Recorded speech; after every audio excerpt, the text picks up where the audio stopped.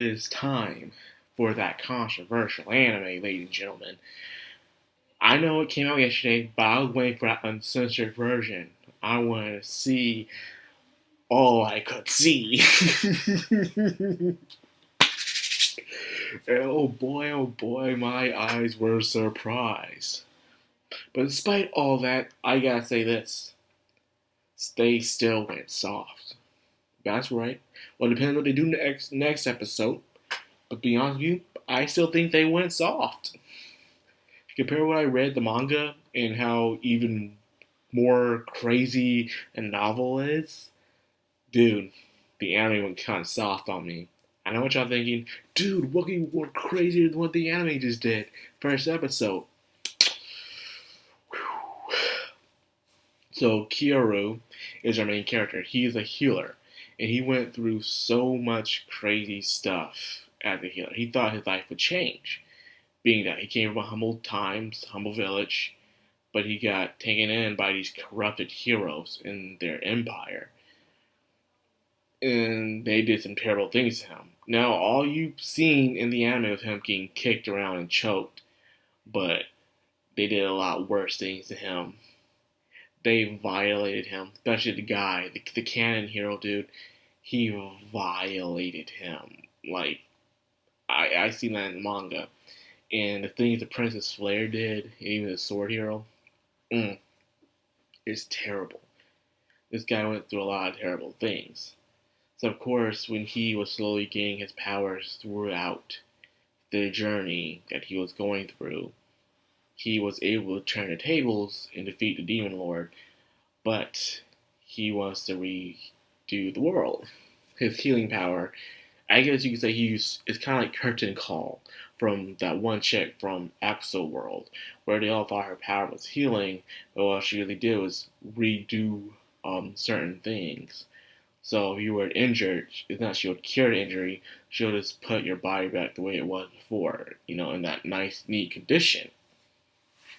So I guess you could say he did the curtain call on the entire planet and time. And his feelings and his saw, that anime stuff. Really like, yes, I will remember through my pain and passion of my soul. And that's exactly what happened. So he's redoing everything, make sure he does it right, and he'll screw over the people that did him wrong, but also probably fix the kingdom for the better. Now, just because he's doing this doesn't mean everything's gonna go his way. I can tell you that right now, it will not. He will lose some things, and that's just what happens. So the first episode just says him prepping, prepping for the drugs that he'll soon be forced to consume, the pain, the experience, him prepping by taking the abilities and experience of the maids. That he went to the kingdom. He was even explaining how corrupted the city that he was entering, and even the maids, man. The maids. the maids just went in there and just he did that, dude. Hey man, being a healer, being a hero has its advantages. Damn. The series went wild, man.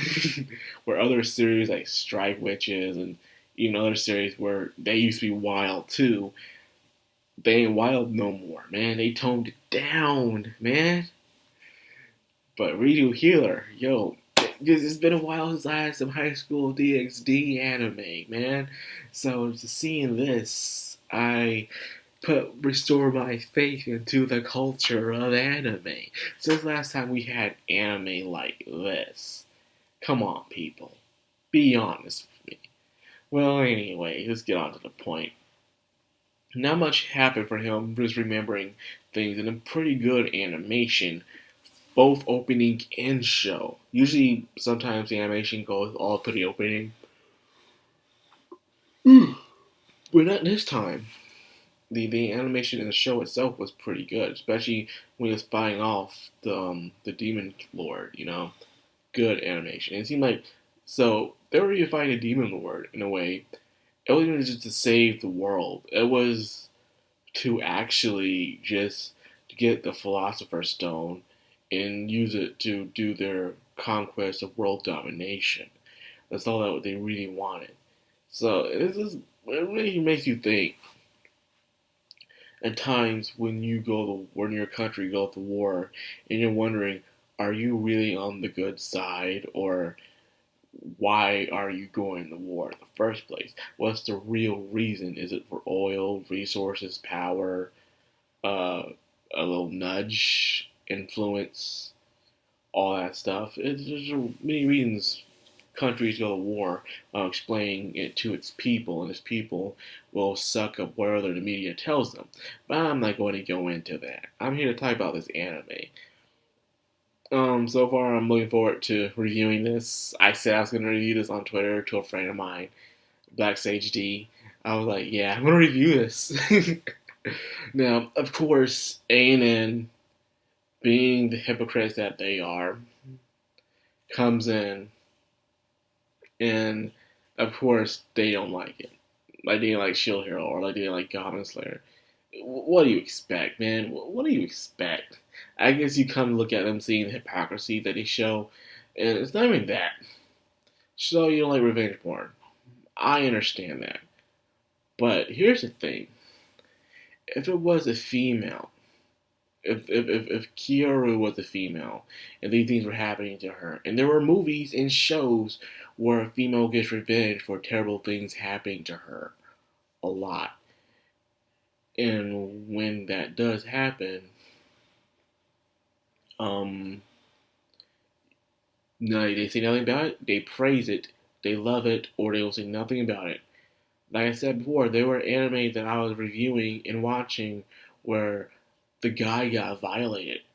You know, like the guy from Happy Sugar Life, Banana Fish, Magical Girl Site, and probably others where a guy was getting the wrong end of the stick. Or he was being forced in by some female, and no one said anything about it. They were all quiet. But if it happens to a girl, even when the girl's in the wrong, for some reason, it's like guys can't be victims and stuff like that. And they have that kind of mentality. And it's kind of messed up that you do. It's the reason why I don't take these people seriously. This is why I see them as jokes. You know? I've been around people, been around guys where terrible things happen to them at young ages, and or even in their teens and stuff. It's terrible. Hell, it can even happen to you when you're a full grown adult. You know, don't mark out the possibility, but you have to wonder why. You know that like this stuff's happening. You know, you can't ignore it. Females are the only ones who go through terrible things, and the fact that they ignore it, and or the female that gets caught for doing the terrible thing gets away with scot free or gets a light punishment, it really discourages on men society as well. Just think about it. I'm being serious here. The reason why I'm talking about this is because I know what's going to happen. It's already happening right now. You want to counsel it, they're saying it's violence against women, but violence against men is okay. This makes me don't see their point of they're trying to prove to me. All I see is that no matter what happens, the man is going to get screwed. No matter what happens. Um, Even if they have this thing, they are still believe they're fighting for its equality, but they still want the privileges and the special bells and whistles without the responsibility of being an equal. It puts a lot of pressure on a guy. You know, a guy grows up, he learns, he's taught to be, to put the women and children first, to be the protector, to be the provider and stuff. But then you have the society that's condemning you for that and stuff. And then it's hard for you to get a job. Now, everyone sees you as a bad person. Well, the females are telling you you're a bad person. Um, Whatever you do is wrong.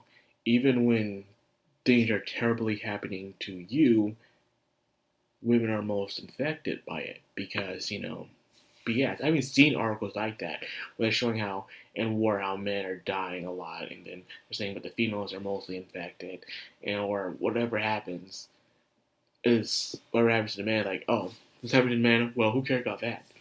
look at the female. Look how terrible what things are happening to her. Oh, poor her.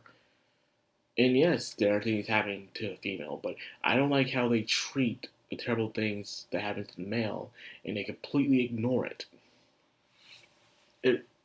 Why do you think homeless rates? Men are more homeless than women are. Um, Suicide rates, men. Majority of suicide rates are men. Depression. There's not a lot of mental health for men out here because people, when a man does show he's vulnerable, he is laughed at on all sides. The women say, "Oh, you're so emotional." So again, men do become emotional. They don't take him seriously. So either way, he is screwed over. And I guess I should, well, apologize for going this direction, but this is what I see when I see people wanting to cancel this show because the guy is getting revenge on what's happening to him. And the thing is, it's not just females he's going against. There's also another guy on the other side he also wants to get revenge on. But they don't show that. They don't care about that. It's just that proves it. The fact that they only care about what's only happening to the females, and the guy's going to get revenge on the canon hero too. You see? But they don't want to see that. They don't want to talk about that. And because you don't want to talk about it, is why there's always this broken bridge. And I think it's that they want the broken bridge. Without the broken bridge, they are irrelevant. I'm seeing now in a time where people are complaining, but they're not trying to find any true solutions. They just want to be victims, and they just want to keep the bridge broken because if the bridge is fixed, they have nothing left to complain about. There's nothing left to complain about. They have no attention. They have no attention. They have no revenue. That's why. They can't do anything else good of their lives, so they have to keep bringing up terrible things about something in order to stay relevant. I mean, look at this thing called Gamergate. I didn't know Gamergate existed until like 2 years ago, and now apparently it died 5 or 6 years ago. But I'm just hearing about it 2 years ago, and even now I'm hearing people still the other side who are victims of it still bringing it up, even though it's been years past. Everyone else moved on. It's been done for years, and they're still talking about it, and they're trying to put to every subject, whether it's a movie or even a political outrage, they have to tie Gamergate to it.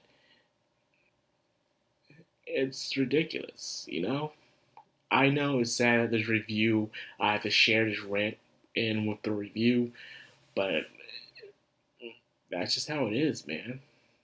I'm telling the truth here. This didn't need to happen, but does anyways, because that's the only way the other side gets attention. They can't get attention because they don't have the talent to do good reporting. They don't have the skills to do anything creative to be successful. They only have the talent of being a victim and bringing up the past. That's all they can do.